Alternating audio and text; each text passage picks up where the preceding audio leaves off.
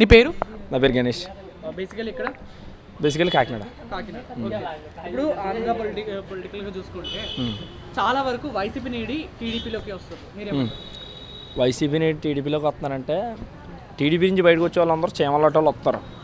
అర్థమైందా? వాళ్ళందరూ వైసీపీలో జాయిన్ అవుతున్నారు. వైసీపీ నుంచి వచ్చిన వాళ్ళు కూడా ఇంచుమించు అలాగే ఉన్నారు. నలుగురు ఐదుగురు కలిపి పోటీ చేసి ఒంటరిగా ఉన్నవాడిని పోటీ గెలవడం అనేది అది మగతరం కాదు. అది నిజాయితీ తత్వం అంటారు. ఈరోజు జగన్మోహన్ రెడ్డి పొత్తు పెట్టుకోవాలంటే 300 మంది పొత్తు పెట్టుకోవచ్చు. చాలామంది పోటీగా ఉన్నారు చిన్న చిన్న పార్టీ వాళ్ళందరూ. అయితే ఏంటంటే ఆయన నిజాయితీతో ఉన్నాడు. ఆయన ఇచ్చిన ప్రతి హామీ కూడా నెరవేర్చడం అయితే జరిగింది. ఇప్పటివరకు ఒక్కడ కూడా ఆయన పక్కన పెట్టింది అయితే లేదు. డెవలప్మెంట్ అనేది అయితే జరగలేదు, అది నేను ఒప్పుకుంటాను. కానీ సంక్షేమ పథకాల్లో ప్రతి కుటుంబానికి వెళ్ళి ఈ రోజుని పేదోళ్ళు బయటకు రావడానికి ఒక ముసలి ముతకాయలు ఎవరో కూడా పెన్షన్ కోసం కూడా బయటకు వచ్చే సమస్య లేకుండా వాలంటరీ వ్యవస్థను ఎక్స్ట్రాడినరీగా పెట్టాడు. ప్రాజెక్ట్ డెవలప్మెంట్ చేస్తున్నాడు. ఇప్పుడు కంపెనీలు కూడా వస్తున్నాయి. అసలు ఈ వాలంటరీ అనేది బదులు సపరేట్గా గవర్నమెంట్ జాబ్స్ ఇస్తే వాళ్ళకు చాలామంది నిరుద్యోగులకు ఒక పర్మనెంట్ జాబ్ అనేది దక్కుతుంది కదా. వాలంటరీ అనేది పెద్ద స్కామ్ అని వాళ్ళు అంటారు, మీరేమంటారు? వాలంటరీ అనేది స్కామ్ అని వాళ్ళు అంటున్నారు. వాలంటరీ అనేది చాలా అత్యున్నతం మంచి వ్యవస్థ అని చెప్పేసి నేను అంటున్నాను. ఎందుకంటే ఈరోజు కొడుకులందరూ కూడా హైదరాబాద్లో దుబాయ్లోని సెటిల్ అయిపోయిన వాళ్ళు ఉన్నారు. ముసలోళ్ళు ఇంటి దగ్గర పాకల్లో పడుకున్న వాళ్ళు ఉన్నారు. అలాంటి వాళ్ళకి పెన్షన్ కావాలి. పెన్షన్ ఈరోజు వాలంటరీ వెళ్తున్నాడు. ఇప్పుడు తెలుగుదేశం పార్టీ గవర్నమెంట్లో ఎన్నో స్కాములు జరిగినాయి, లంచాలు ఇవన్నీ జరిగినాయి. వైఎస్ఆర్సీపీ ప్రభుత్వం లంచం తీసుకున్నట్టు, లంచంలో దొరికినట్టు, లంచం ఒకటికి ఇచ్చినట్టు ఇప్పటి వరకు లేదు, చరిత్రలో లేదు. వై? బికాస్ ఏదైనా వాలంటీరే చేస్తున్నాడు. ఒక రేషన్ కార్డు కావాలన్నా వాలంటీరే కావాలి, ఏదైనా ఆన్లైన్ చేయాలన్నా వాలంటీరే కావాలి. ఇంటి దగ్గరే నీకు పని అయిపోతుంది. మిస్యూజ్ అనేది ఏ గవర్నమెంట్లో అన్నా మిస్యూజ్ అనేది జరుగుతుంది. ఏ వ్యవస్థలో అన్నా మిస్యూజ్ జరుగుతుంది. అలా రాకుండా కొన్ని మనం ప్రికాషన్స్ తీసుకుంటే పర్ఫెక్ట్గానే జరుగుతుంది. చాలామంది ఏంటంటే నలుగురు ఐదుగురు కలిపి ఈరోజు పవన్ కళ్యాణ్ గారు ఉన్నారు. పవన్ కళ్యాణ్ గారు మీద ఈ ఫ్యాన్స్ ఎవరైతే ఉన్నారో వీళ్ళందరూ కూడా మా పవన్ కళ్యాణ్ మా సీఎం అంటున్నారు. ఇంతకీ సీఎం క్యాండిడేట్ ఎవడో కూడా క్లారిటీ లేని పరిస్థితిలో ఉన్నారు. అంటే ఏంటంటే మేమందరం కలిపి వాడిని దించాలన్న ప్లానింగ్లో ఉన్నారా, రాష్ట్రాన్ని అభివృద్ధి చేద్దామన్న ప్లానింగ్లో ఉన్నారో వాళ్ళకే క్లారిటీ లేదు. కానీ 3 రాజధానులు అని చెప్పిండు కదా హైదరాబాద్.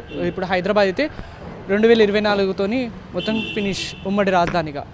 ఇప్పుడు ఆంధ్రప్రదేశ్కి ఖచ్చితంగా రాజధాని 10 సంవత్సరాలు డెవలప్మెంట్ చేసుకోవాలని అన్నారు. ఇప్పటిదాకా డెవలప్మెంట్ కాలేదు, మీరేమంటారు దాని మీద? ఆంధ్రప్రదేశ్ రాష్ట్రం విడిపోయిన తర్వాత, తెలంగాణ ఆంధ్రప్రదేశ్ విడిపోయిన తర్వాత మొట్టమొదటిసారిగా సీఎం అయిన వ్యక్తి ఎవరో చంద్రబాబు నాయుడు గారు. 5 సంవత్సరాల్లో మినిమం ఎక్కడైనా డెవలప్మెంట్ అనేది ఏమైనా చేశారా? అమరావతిలో భూములన్నీ అమ్ముకు దొబ్బారు. అవన్నీ వాళ్ళ బినామీల పేరు మీద ఉన్నాయి. ఈరోజు ఈ 5 సంవత్సరాల్లో ఈయన వచ్చి సంక్షేమ పథకాలు పెట్టాడు. వచ్చిన పథకాలు ప్రతిదీ ఇచ్చారు. ఆ రోజుల్లో జన్మభూమి కమిటీలు అని చెప్పేసి చాలా స్కామ్లు అయితే చేశారు. ఈరోజు ఎక్కడైనా ఒక స్కామ్ అనేది ఏమైనా కనిపిస్తుందా? కనిపించట్లా. పేదోడి ప్రభుత్వం జగన్మోహన్ రెడ్డి ప్రభుత్వం. మరి స్కామ్లు లేవు. రాజధాని డెవలప్ కావాలి, ఏ స్టేట్కైనా ముఖ్యంగా రాజధాని. పనులు కావాలన్నా, జాబ్స్ కావాలన్నా, ఏదికైనా రాజధాని కావాలి. దాని మీద మీరేమంటారు? మరి 3 రాజధానులు కాదు, ఒక్క రాజధాని కూడా డెవలప్ లేదు ఈ 5 సంవత్సరాలలో. ఎక్కడ అవనిస్తున్నారు? వీళ్ళు అంతసేపు కోర్టుకి వెళ్ళిపోయి కోర్టులో పిటిషన్ పెడుతుంటే కోర్టు వాళ్ళేమో నోటీసులు ఇచ్చేస్తున్నారు, డెవలప్ చేయొద్దు, అప్పుడే ఆగండి, మేము సెంట్రల్ గవర్నమెంట్ ఫైనలైజ్ చేస్తుంది అమరావతి రాజధాని అని చెప్పేసి. పోనీ అమరావతి డెవలప్మెంట్ చేద్దాం కదా, ఎందుకంటే అది ఎస్సీ కాన్స్టిట్యున్సీ ఏరియా.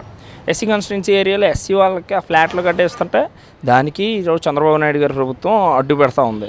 ఇది ఎంతవరకు కరెక్ట్? ప్రతిపక్షంలో ఉన్నారు, మొన్నటి వరకు సైలెంట్గా ఉన్నారు. అయితే ఏంటంటే ముఖ్యంగా ఈరోజు మనం చూసుకున్నట్లయితే ఒకటైతే మనం గమనించవచ్చు, వాళ్ళు దళారీ వ్యవస్థకి బాగా డబ్బున్న వాళ్ళకి ప్రభుత్వం వాళ్ళు చాలా ఇంపార్టెంట్.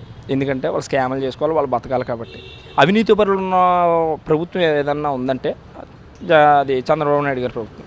అది నేను క్లియర్గా చెప్తున్నా. ఈరోజు పేదలకి అనుకూలంగా ఉన్న ప్రభుత్వం ఈరోజు పేదోడు బతుకుతున్నాడంటే దానికి కారణం ఏంటంటే ఈరోజు పేదరికం అనేది 50% తగ్గిపోయింది ఏపీలో. నిరుద్యోగం అనేది పెరిగింది. వై? బికాస్ డెవలప్మెంట్ అనేది లేదు. ఇంకొకసారి ఛాన్స్ ఇస్తే 100% చేస్తాడని నమ్మకం ఉంది ప్రజలకు కూడా. ఈ ప్రతిపక్షాలు ఏంటంటే లేనిపోని డౌట్లు క్లియర్ చేసి లేనిపోని సోషల్ మీడియా ద్వారా ఏంటంటే నెగిటివ్ని స్ప్రెడ్ చేస్తున్నారు. Thank you.